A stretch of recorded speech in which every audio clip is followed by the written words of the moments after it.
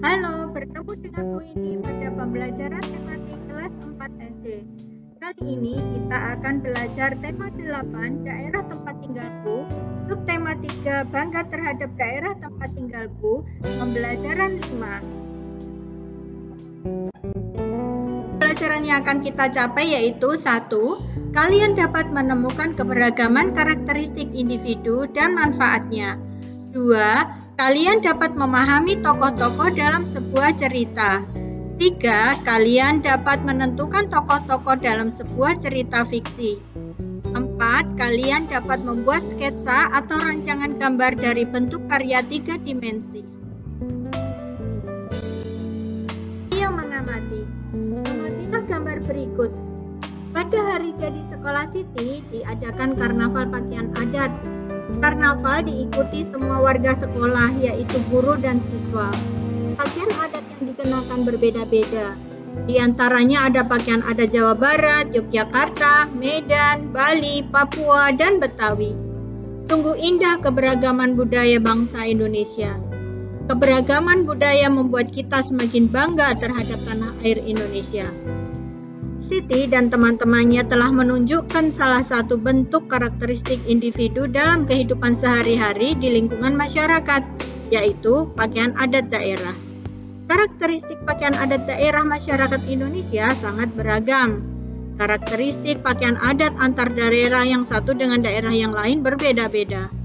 Akan tetapi, perbedaan karakteristik pakaian adat daerah masyarakat Indonesia bukan penghalang masyarakat antar daerah untuk bersatu, menjaga keutuhan negara kesatuan Republik Indonesia.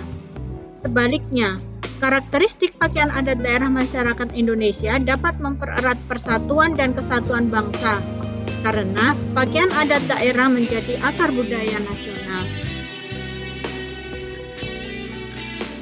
Karakteristik pakaian adat daerah yang menjadi akar budaya nasional menjadi identitas bangsa di mata internasional.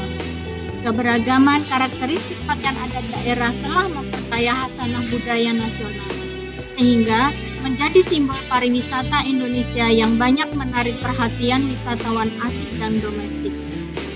Contoh simbol pariwisata yang menunjukkan keberagaman karakteristik daerah meliputi rumah adat daerah dan pakaian adat daerah, yaitu Taman Mini Indonesia Indah, yang menampilkan miniatur keberagaman karakteristik rumah adat dan pakaian adat daerah di wilayah Negara Kesatuan Republik Indonesia.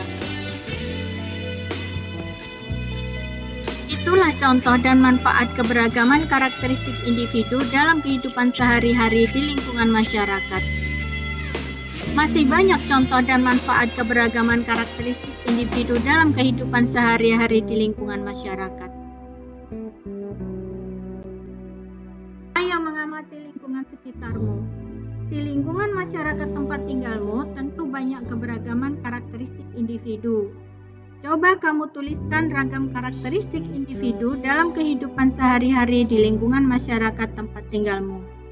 Tuliskan pula manfaat keberagaman karakteristik individu dalam kehidupan sehari-hari di lingkungan masyarakat tempat tinggalmu. Tuliskan pada tabel berikut. Tabel berikut terdiri dari 3 kolom, yaitu kolom pertama nomor, kolom kedua keberagaman karakteristik individu di lingkungan tempat tinggal, dan kolom ketiga manfaat keberagaman karakteristik individu di lingkungan tempat tinggal. Contoh, nomor 1, keberagaman karakteristik individu di lingkungan tempat tinggalmu yaitu beda usia. Kemudian, manfaat keberagaman karakteristik individu di lingkungan tempat tinggal dengan perbedaan usia dapat saling membantu dan hidup rukun satu sama lain. Kalian dapat mengisikan keberagaman karakteristik pada kolom berikutnya serta manfaatnya. Dalam masyarakat, tidak jarang keberagaman karakteristik dijadikan sumber masalah, sehingga memecah belah persatuan dan kesatuan bangsa. Terjadinya masyarakat sering timbul akibat ulah pihak-pihak yang sengaja ingin membuat kekacauan dalam masyarakat. Oleh karena itu, kita sebagai bangsa Indonesia hendaknya senantiasa memupuk toleransi serta persatuan dan kesatuan dalam keberagaman. orang yang sengaja ingin membuat kekacauan dan perpecahan antar warga masyarakat dalam cerita fiksi mencerminkan tokoh antagonis. Masih ingatkah kamu dengan tokoh antagonis? Siapa pula tokoh utama dan tokoh pembantu atau tambahan? Ayo berdiskusi. Jawablah pertanyaan-pertanyaan berikut berdasarkan hasil diskusimu. 1. Jelaskan yang dimaksud dengan tokoh antagonis. 2. Jelaskan yang dimaksud tokoh utama. 3. Jelaskan yang dimaksud tokoh pembantu atau tokoh tambahan. 4. Apakah lawan sikap antagonis? 5. Jelaskan yang dimaksud sikap lawan antagonis. Ayo membaca. Bacalah cerita berjudul Kendi Emas dan Ular. Cerita berikut merupakan cerita fiksi. Tokoh utama dalam cerita ini adalah Rose, sedangkan tokoh pembantu atau tokoh tambahan dalam cerita ini yaitu Jack dan seorang gadis yang datang ke rumah. Sifat yang tercermin pada tokoh utama ini adalah baik, tidak mau memiliki barang atau benda yang bukan haknya. Berdasarkan cerita Kendi Emas dan Ular, jawablah pertanyaan-pertanyaan berikut. 1.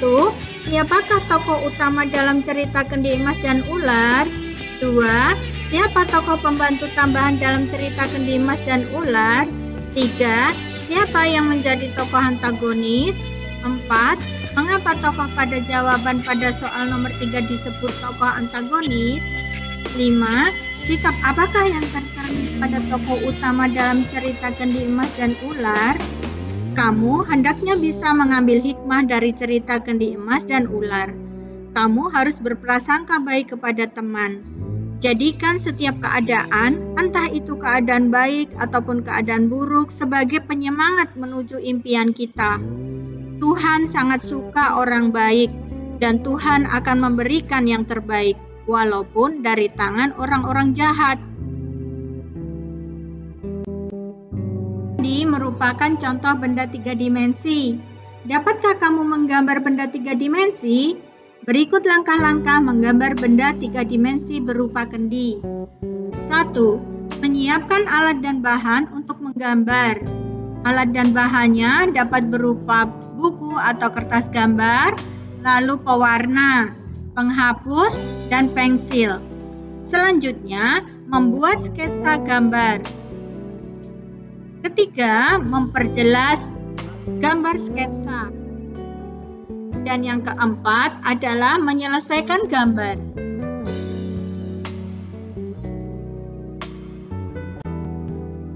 Kamu telah memahami langkah-langkah menggambar benda 3 dimensi. Sekarang, buatlah sketsa gambar benda 3 dimensi berupa lingkungan tempat tinggalmu. Dapat berupa rumah dengan pepohonan di sekitarnya, dapat berupa rumah dengan binatang-binatang di sekitarnya, atau sesuai dengan keinginanmu di dalam menggambar. Nah, sebelum menggambar tentunya kalian menyiapkan alat dan bahan. Selain alat dan bahan yang sudah disebutkan Bu Indi tadi, terdapat alat tambahan. Alat tambahan ada 2 macam, yaitu media kering dan media basah. Contoh media kering yaitu pensil, krayon, spidol, konte, dan drawing pen. Contoh media basah yaitu cat minyak dan ekolin.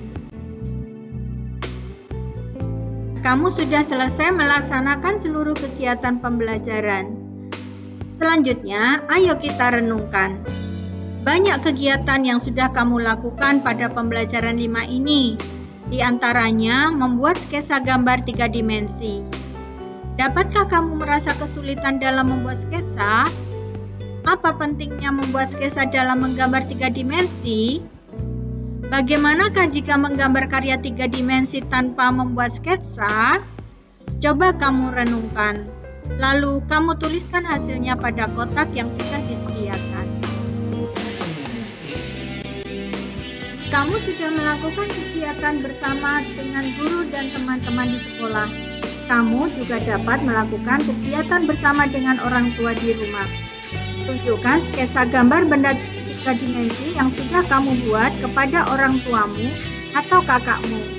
Mintalah saran kepada Bapak Ibu atau Kakak tentang sketsa yang kamu buat. Kemudian, selesaikan sketsa yang kamu buat menjadi gambar yang sempurna. Kamu sudah menyelesaikan seluruh kegiatan pembelajaran pada tema 8 subtema 3 pembelajaran 5. Kita akan bertemu pada pembelajaran berikutnya. Salam semangat!